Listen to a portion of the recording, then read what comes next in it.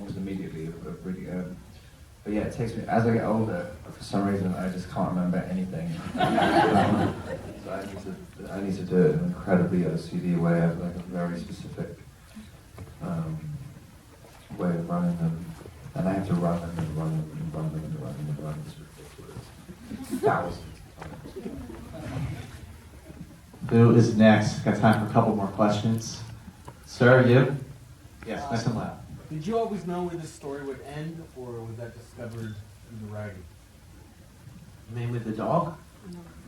Or in general? In general, I mean, with the dog, with the two characters kind of forming this bond and then not being separated.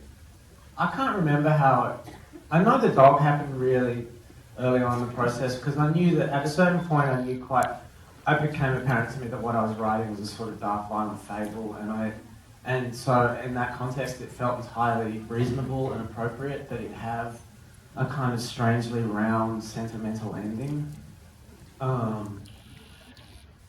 Having said that, you know, that ending with the dog for me is just like it's like a coda or an epilogue. It's not really the conclusion. I never particularly wanted it to feel like a twist or you know, a hard conclusion. I always wanted it just to be a final little piece of Guy's emotional jigsaw puzzle. You know, that this is. So you can go right back to the very first shot of the movie and have some sense as to what he might have been sitting in his car contemplating. But for me, the movie actually technically ends before the dog. It's him looking at a mess he's made, a mess of bodies. Everywhere he goes, he makes a mess, and everywhere he goes, he thinks it somehow. He probably has for a decade thought that mess was somebody else's fault, and for the first time ever, he has that moment of realizing that this is that mess entirely of his creation, and for the first time ever, he cleans it up with a certain reverence and ceremony. Time for one more question. Let's make it a good one. You, right in the front row. No pressure.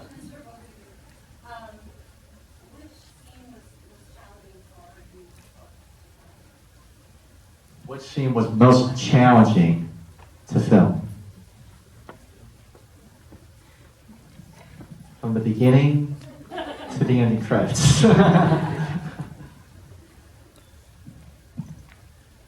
This is a kind of boring answer, but the car chase is just because it's boring to shoot. I love fooling around with actors and all that kind of stuff. And as soon as you're doing a car chase, you're only doing, maybe on a normal day, if you're moving well, you get somewhere between 12 and 16 shots per day, and as soon as you start shooting a car chase, you're doing 4 shots a day, and it's just so tedious and mechanical. And as soon as your actors are in the car doing anything, having acted anyway, I'm not getting to kind of go and whisper to them and stuff. I'm just screaming at them through a walkie-talkie.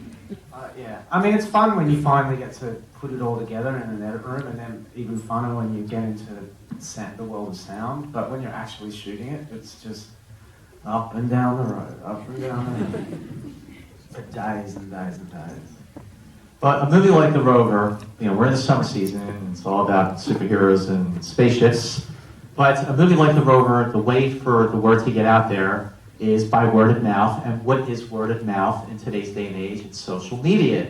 So the movie's in select theaters now. It opens nationwide next weekend. So make sure you get on Facebook, you get on Twitter. I don't know if you're still using MySpace or Friendster, but please do get the word out. Gentlemen, thank you so much for this Q&A.